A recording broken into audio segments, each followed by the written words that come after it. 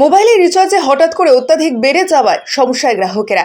এখন সুন্দরবনের প্রত্যন্ত এলাকা সহ সারা ভারতবর্ষের মানুষের কাছে মোবাইল ছাড়া এক পাও চলতে পারে না সাধারণ মানুষ।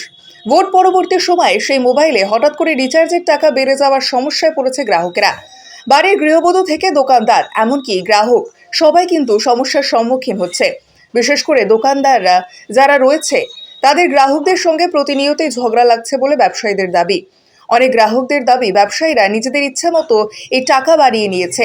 বেশিরভাগ ক্ষেত্রে 50 টাকার ওপরে বেড়েছে।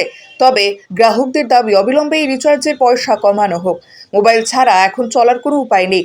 বিশেষ করে SMS সবসময় আসতেই রয়েছে বিভিন্ন ক্ষেত্রে, যেমন রেশন, স্কুলের ভর্তি করতে গেলে, স্কুলের পড়াশোনা, আধার কার্ড, ব্যাংকের টাকা লেনদেনের ক্ষেত্রে মোবাইলে অবশ্যই প্রয়োজন পড়ছে। আর সেই সুযোগ প্রতি কোম্পানি দ্বারা টাকা বাড়াতে আছে প্রতিনিয়ত। হ্যাঁ, রিচার্জের জন্য তো এখন আগে যে কাস্টমার রিচার্জ করতো, এখন সেরকম তো রিচার্জ করছে না। এসে লোক বলছে এত টাকা রিচার্জ বেড়ে গেছে, এই কারণের জন্য তো লোক তো রিচার্জ না করেই চলে যাচ্ছে। আপনি কি মনে করেন না হুট করে এত টাকাগুলো বাড়িয়ে দেওয়া কি ঠিক হলো? আপনাদের কি ব্যবসা ক্ষতি হচ্ছে না? ব্যবসা তো ক্ষতি হচ্ছে। রিচার্জ আগে দেখা যেত 1000-1500 টাকা করে প্রত্যেক দিন সেল হতো, এখন তো লোক রিচার্জই করছে না।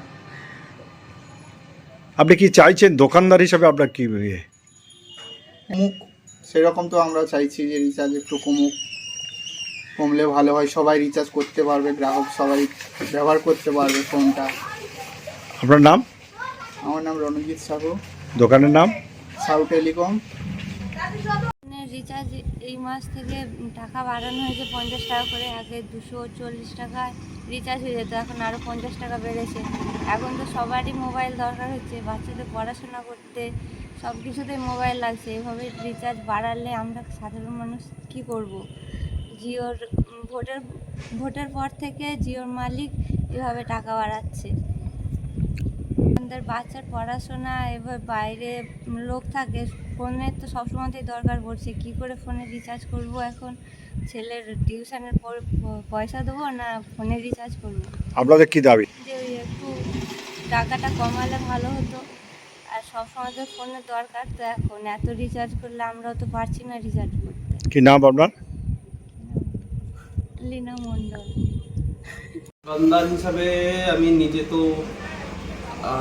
একটা আলাদা রকম, এটা হঠাৎ করে এই মাস থেকে শুরু। যদি আগে থেকে কোনো কি পরিকল্পনা নেই, কাস্টমাররাও তো ভুক্তভোগী, প্লাস আমরা আমাদের নিজের দুটো মোবাইল, বাড়ির দুই একটা মোবাইল। তো সেক্ষেত্রে প্রতিটা মোবাইলে একটা আনলিমিটেড রিচার্জ না থাকলে SMS আসবে না, কল আসবে না। কাস্টমারদের সাথে সাথে আমরাও নিজেরা ভুক্তভোগী। তো এটা জানি না কতটা কী সুবিধা হবে পরবর্তীকালে। কাস্টমারদের প্রতিটা কাস্টমারের একটা ফিডব্যাক আসছে যে আমরা এটাকে মানতে নারাজ বা কী করবো, একটা রিচার্জ করছি একটা রিচার্জ করছি না। আবার সবচেয়ে বড় প্রবলেম, কোনো কিছু ব্যাঙ্কিং সমস্যা বা কোনো সরকারি কাজের ক্ষেত্রে OTP আসবে, রিচার্জ না থাকলে OTP আসবে না বিভিন্ন কোম্পানি। তো এই একটা বড় সমস্যা, মানে এটা কোনোভাবে মানা যায় না।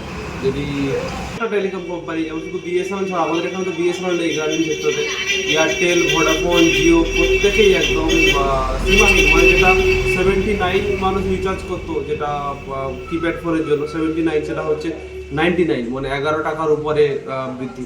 তারপর যেটা 149, 149 টাকা, যারা এক মাস 1 GB করে ডেটা রিচার্জ করতে পারতো, সেটা 179, মানে 20 থেকে 30 টাকা প্রতিটা রিচার্জ। প্রতিটা কোম্পানি এই প্ল্যানটা বৃদ্ধি করেছে।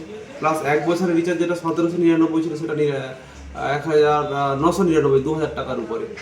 তো এটা সীমাহীন, যেটা লুট, এক ধরনের লুট বললে চলে সাধারণ মানুষের কাছ থেকে। সব থেকে বেশি সাফার হবে যারা একেবারে দিনমজুর, যারা তাদের বাড়িতে একটা ফোন আছে বা নিজের কাছে একটা দুটো ফোনে প্রতি মাসে 300-600 টাকা রিচার্জ করতেই হবে ম্যান্ডেটরি। না করলে কল যাবে না, কল আসবে না। যদি ইনকামিং বা আউটগোয়িং দুটোই পরিষেবার সঙ্গে সঙ্গে সবথেকে বড় সমস্যা হচ্ছে SMS ব্যাপারটা। SMS-টাও বন্ধ থাকছে, যে তার কোনো প্রয়োজন থাকবে SMS-এ, ব্যাংকের মেসেজ বা আর OTP, সেগুলোও বন্ধ হয়ে যাবে। তো সেটা খুব বড় সমস্যার সম্মুখীন হবে মানুষজন। আপনার নাম? মহিউদ্দিন। আপনার দোকানের নাম? দোকানের নাম কিছুক্ষণ কমিউনিকেশন, হসপিটাল মোড়ে, একদম গ্রামীণ এরিয়াতেই দোকান।